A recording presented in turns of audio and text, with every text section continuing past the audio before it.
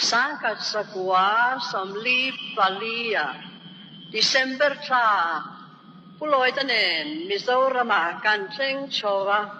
chumikuma sanchen cha lo thenna kum somga jubilee in lom ta ani kum za lom na hun kan tang be thei don chuang tua ngai na ka shelo ani amakin aro pui le ani February ni som le pakua sangkat sakwa somruk pariata buaina avangin aizol chua san alo chul ta a lung chetakin pifeline kan chuak ta a bimwani le biparichu Januarya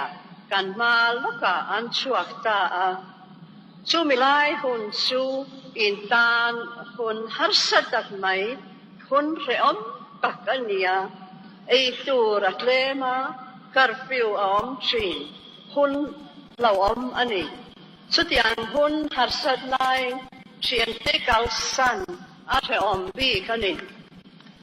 kan ho tonin ko thanin mizo trong bible welsrama mission officer da turin min pea chu bible chuan pathian le khavu chang Leviticus bu bungruk chang som pani an siaka hetiang hiani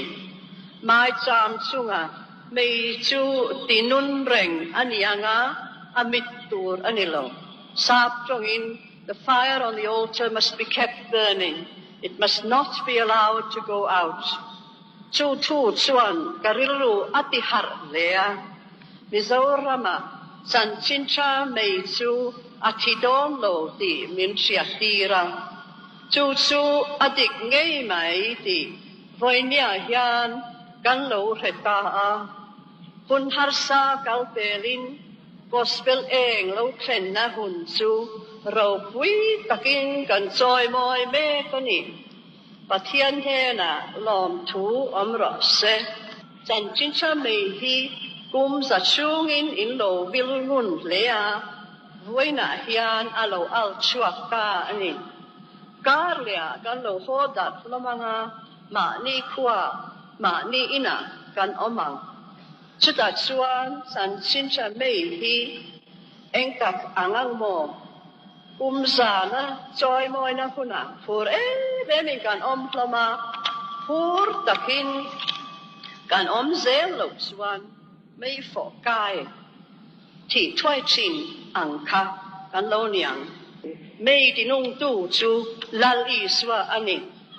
ni lal i swa chuan mei kha a thi lo na a tharau thiang himin a the zel ani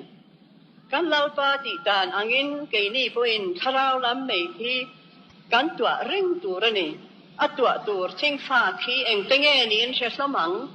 ma ni trong trai na hun le Bible cheer hun ni ting mang sia hi apoi mak le ani tin in khom dai mak te thil pe te pu tram theng hil lovin mo dam lo lu sun lo te sinat program sang siat pui tu ni aniang thil pakhat theng hil lo tu ra oma tharau me chu thing fa sang in tua mai ila pathianin atharavin min chen saklo chuan anung chuang lowang englai poin kan ti thei to tin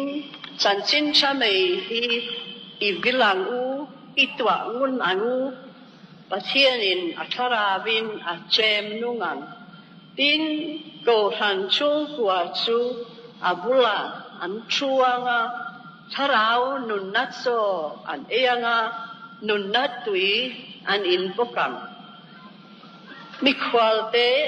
ram dangami san sin cha la thelo te po san sin cha mei lum ai turin a enga chuan an lo lu zel do nani chu san sin cha mei chu eng taka kan vil zel thei nan pathianin min tram pui cheu pro se alo men